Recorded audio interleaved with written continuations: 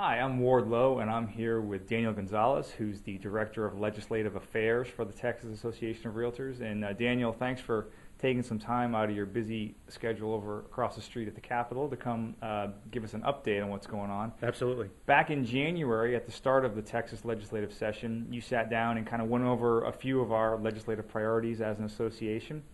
And I thought it'd be good to just touch base with you really briefly about what has happened since, now that the bill filing deadline has passed and there's been some movement on some issues. Right, absolutely. Right now where we are, we're basically about a month away until the end of session. So we have about 35 to 37 days left in the session. So it's getting really, really close. Committees are meeting both in the House and the Senate. In terms of all of our legislative priorities, that we identified earlier this year, everything is moving. If you recall, we did earlier this year talk about transportation, water, and school finance. All of those things seem to be progressing a little bit. Certainly they could be moving faster, but just last night, the House Appropriations Committee did vote out a number of transportation bills that we do support. So those will be now making its way to the House floor, where we believe it will be a contentious fight on how we provide additional funding for road infrastructure in Texas. In terms of water, unfortunately, the same committee was unable to gather the votes to vote out House Bill 11, which would have pumped in $2 billion from the Rainy Day Fund.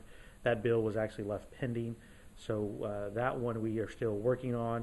There is a movement in the Senate to actually pass a joint resolution that would include money for not only water but also transportation, and the Senate joint resolution would actually allow for a vote of the people to pull money out of the Rainy Day Fund.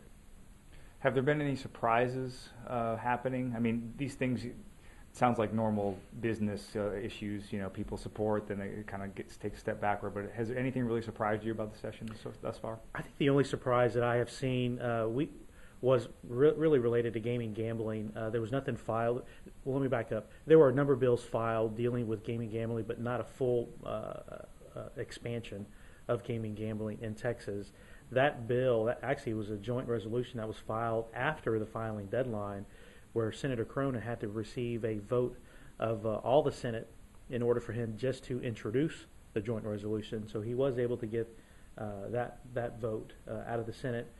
But not surprisingly, it's not going to go anywhere because they don't need the money, unfortunately. Right now, if you recall, I think we talked about this back in January. When they came into Austin, they actually have about $7 to $8 billion in additional money that they could use. So the only way gaming gambling is ever going to pass in Texas is when you need more money. This session, they don't need more money. I think probably the more likely scenario for gaming gambling to ever pass is in a special session dealing with school finance. That case actually is still pending. We are still waiting for the district court to file their full brief, and then it will go to the appeals court through the appeals system and ultimately through the Texas Supreme Court.